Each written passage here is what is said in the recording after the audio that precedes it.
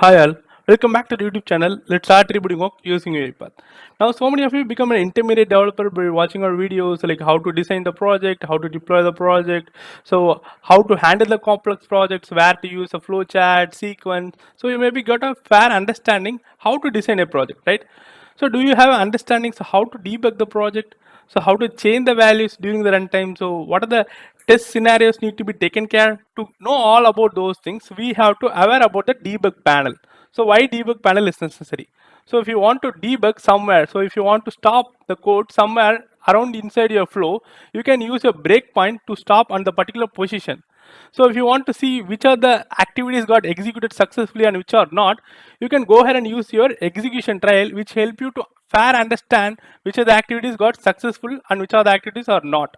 And then so which is nothing but log activity, which help you to log each and every activities and then try, retry, ignore. So these are the components which help you to understand how to debug the code. So how to rectify if an error has been occurred. So in this way, we can get a fair understanding and improvise our code in a better stand. So let us go one by one, which start from the local, watch, immediate in our upcoming sessions. So what you can do in today's session, we can check about the local panel. So how it works, what are the things need to be carried out, and what we can check on that. Let me quickly jump back to the UiPath Studio. So already I just created a process which is debug panel. What you can do, so you can draw some random flows and you can test over those using a debug. So instead of run, you have to debug now. So let us take an example which everyone knows. So let me use a ACME site to log in so that everyone will be aware like how to do these things. So which are already covered on our web-based automations.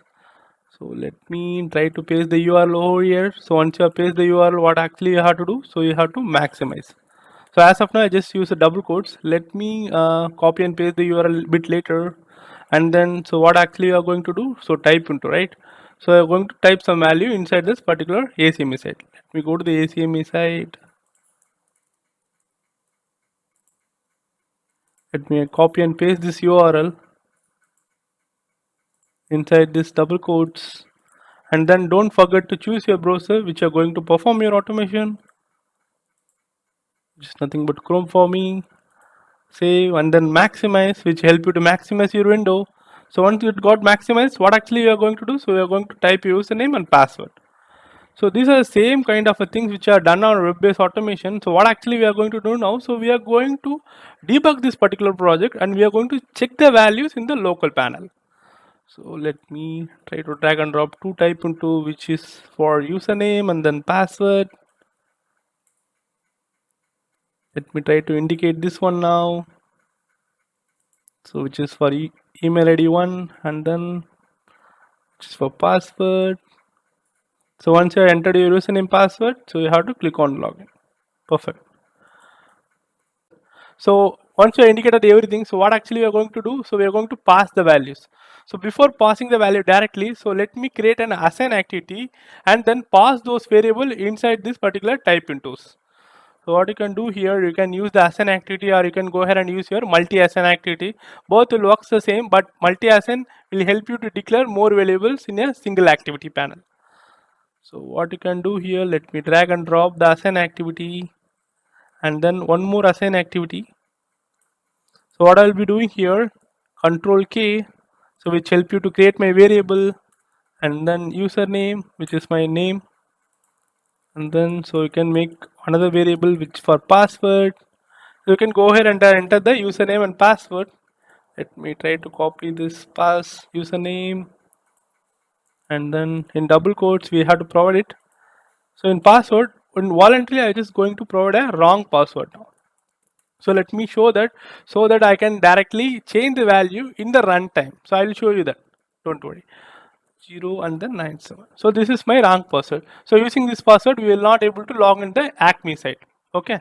So what you can do here, let me try to call the variable which is nothing but username and then password. Okay. So let me work with two kind of example, positive and then negative. Okay. Let me try to close this, save and then try to debug this now. So before debugging, so we have to make a debug point, so which help you to wait the code in the particular point. Okay, so basically this debug point will help you to break the code in the particular place and wait for some time for the next action. So here you can see something called as home design debug, right? Just click on debug so that you can see all the panels which are discussed previously. So here step into retry, ignore. So this option will be enabled once you are started debugging your code. Okay. So let me place the breakpoint. So first of all, let me have a quick knowledge about what's mean by breakpoint.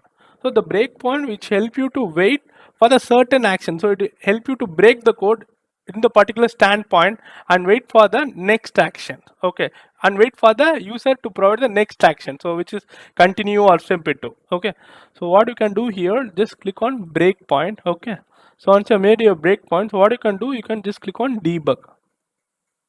So once you clicked on debug, what will be happening? So it will launch the Acme site and try to enter the username and the password, correct? So let me wait for that. So that our browser will be launched now. So it will maximize and it will wait for the username entering.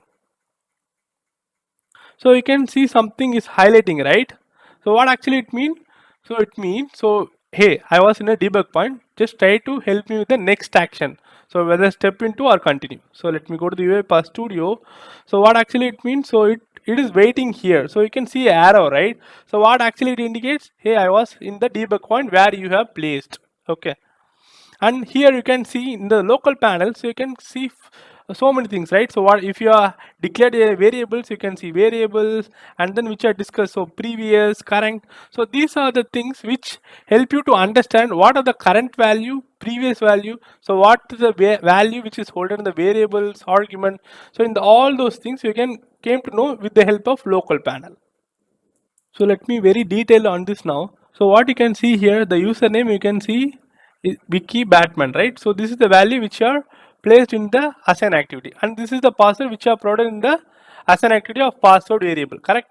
And here you can see something called as current, which is type into email, right? So this is the activity is currently there. Okay, so you can see so many properties, correct? So which is nothing but inside the type into properties. Okay, you can see here, right? So these are the things which is displayed over here. Okay, so these properties is belongs to the type into. So you can see the properties for the type into, right? So which is empty field, activate. So those things will be incorporated over here. Okay, so you can say activate, right, for this type into. So you can see what are the value has been given for this activate. So whether true or false. So if it says true, then it should be marked as true. So here you can see it as checked, right? So if it is checked, and then so the value should be true in the local panel. So we can see true, right? So likewise, so the local panel will help you to understand what are the current value of the activity. So what are the current value has been coded for this activity. So you can directly go here and use the activity panel to find those things.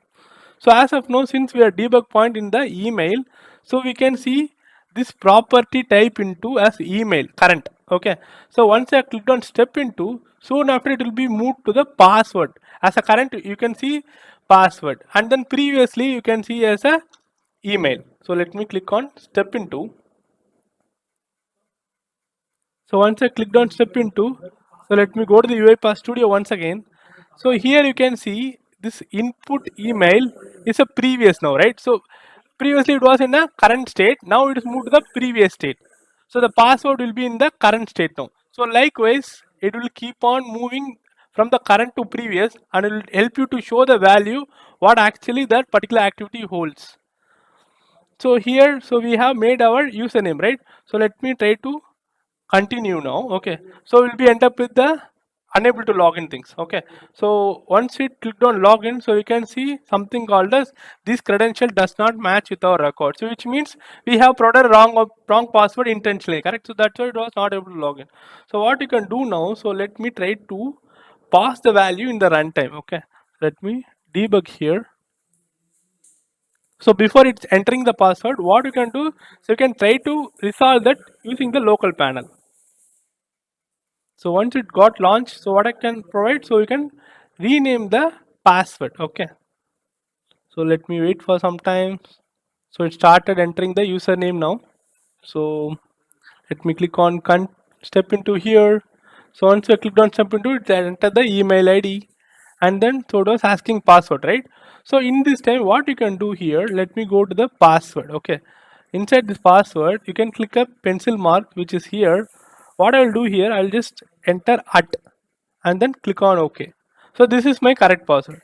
So now once the bot is trying to log in, so it will be logged in since we have provided the value as a correct one. Let me click on step into now. So let us enter the password now. Okay, so let me click on continue so that we can see it has been logged in. Okay,